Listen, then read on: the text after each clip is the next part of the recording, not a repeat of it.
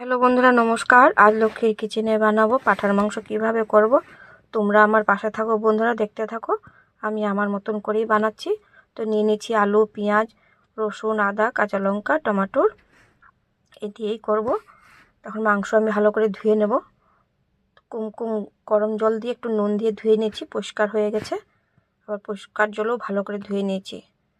তো ধোয়া হয়েছে, নুন দিয়ে দিয়েছি, হলুদ গুঁড়া দিয়ে দিয়েছি,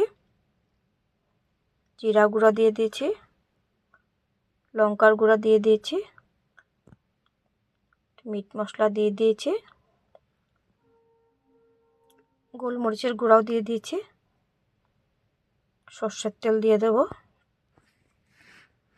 পেঁয়াজ কুচি দিয়ে দিয়েছি। ভালো করে মেখে নেব। যত মাখবেন ততই ভালো লাগবে। ঢেকে রেখে দেবো কিছুক্ষণের জন্য। এদিকে মশলাও রেডি করে নেব। যেহেতু রসুন পেঁয়াজ এগুলো তো মাংসতে লাগবেই, না দিলে ভালো লাগবে না। রসুন ছুলে নিচ্ছি। রসুন ছোলা হয়ে গেছে, কাঁচা লঙ্কাও নিয়ে নিচ্ছি। ঝাল একটু বেশি দেবো, পাঁঠার মাংস ঝাল না দিলে ভালো লাগবে না। তো পেঁয়াজ ছোলা হয়ে গেছে, আদাও ছুলে নিচ্ছি।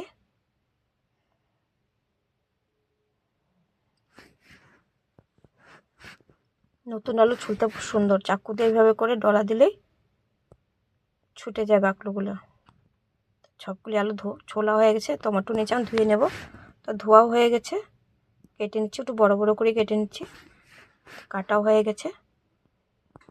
তো নতুন আলু ভালো করে ধুতে হয়, যাতে বালু থাকে। তো পরিষ্কার করে ধোয়া হয়ে গেছে।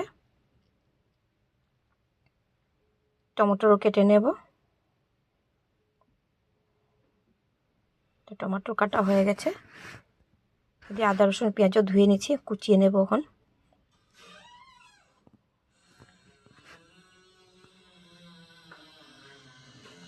আদা রসুন পেঁয়াজ কুচিয়ে নিচ্ছি, লঙ্কাও কুচিয়ে নিচ্ছি। মাংসর মধ্যে দিয়েছি আদা কুচি, লঙ্কা কুচি, পেঁয়াজ কুচি, কেটেও দিয়েছি, কুচিয়েও দিয়েছি। ভালো করে মেখে নেব। মাখানো হয়ে গেছে। যা যা লাগবে সব উপকরণ আমি গুছিয়ে নিয়েছি।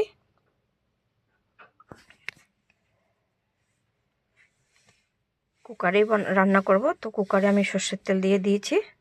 তো তেল গরম হয়ে গেছে। ফোড়নে দিয়েছি তেজপাতা, জিরা, শুকনো লঙ্কা, দারচিনি, এলাচ, লং দিয়ে ভালো করে ভেজে নেব। পেঁয়াজ কুচিও দিয়ে দিয়েছি। পেঁয়াজটাও একটু লাল লাল করে ভেজে নেব। মেখে রাখা মাংসটাও আমি দিয়ে দেব। ভালো করে ভেজে নেব।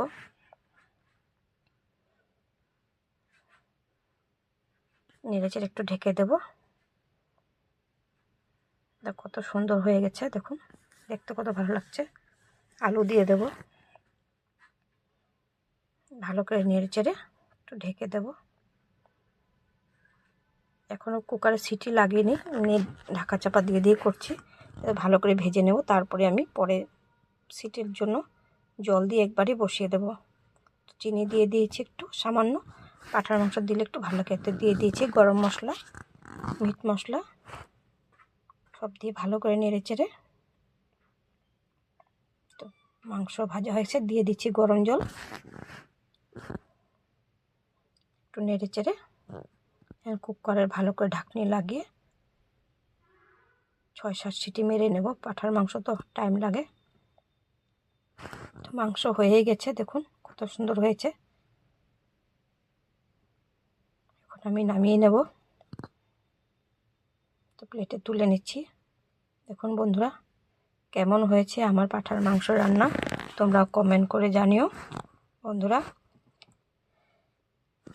ইউটিউব বন্ধুরা সাবস্ক্রাইব করে দিও। ফেসবুক, ইনস্টাগ্রাম বন্ধুরা ফলো করে দিও। আজ এতখানি রইল। Bye bye, tata.